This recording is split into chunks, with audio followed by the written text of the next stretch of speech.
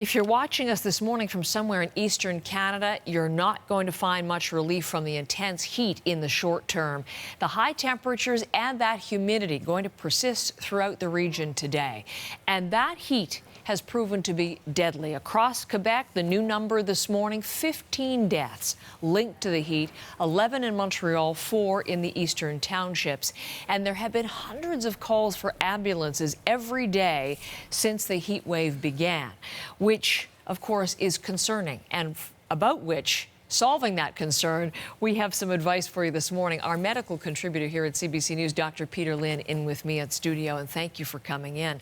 I mean, that is an impressive number. 15 dead, 11 in Montreal, 4 in the eastern townships. We underestimate the danger of heat at our peril.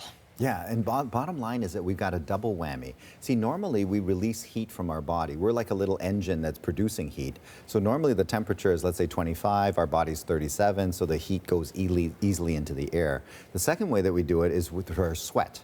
So our sweat evaporates off of our skin, but the problem is we have high humidity, which means there's too much water in the air. So now the sweat just stays on your skin and nothing evaporates. So you're producing all this sweat, but it's just rolling off, but it's not cooling you down. So what happens is that people then become dehydrated, and that's what we're seeing, all these effects coming thereafter. And 15 deaths so far. Another striking number from Urgence Santé, which is the ambulance service in Montreal.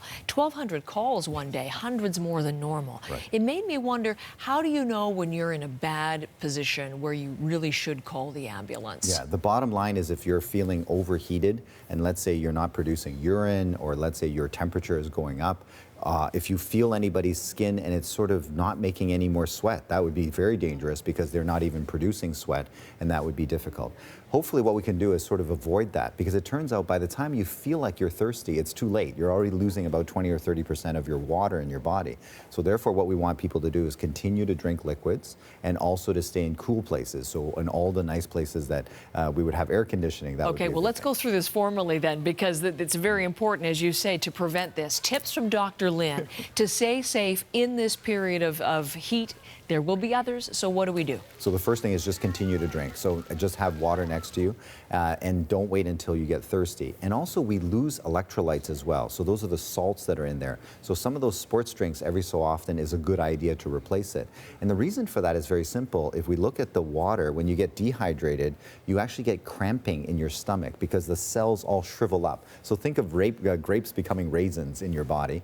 And so your stomach starts to cramp up, your legs start to cramp up, your brain starts to shrivel as well, and so people get headaches. Okay. And the concern that we have is in the elderly is that they may not feel it, and therefore they continue to get worse. Second thing is stay in a cool place so that you can allow your body to evaporate. So air-conditioned places, if you have to go to a mall or whatever, go there. We used to put pans of ice, in those metal containers and then have the fan blowing across there just to cool the area down. If you have a dehumidifier, run it, and that basically takes out the air, moisture from the air so that you can continue to evaporate. And finally, check on the elderly, because they're the most frail of everybody. A lot of them are on medications as well that lower their blood pressure, like water pills that they're peeing out urine. And so all of a sudden they may be easier to dehydrate.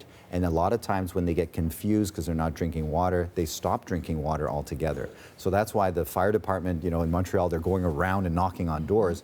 But perhaps if we can look in on our neighbors, that would be helpful. I was thinking we should have a sign, a piece of paper, and we put a big check mark, that says, we've checked on this room, okay? And that would help the fire department, because right now they're exhausted.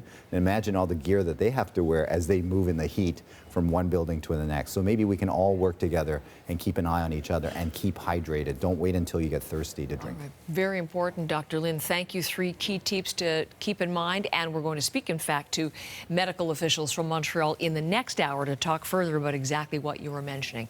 Dr. Peter Lynn, thanks as always. Thanks, Heather.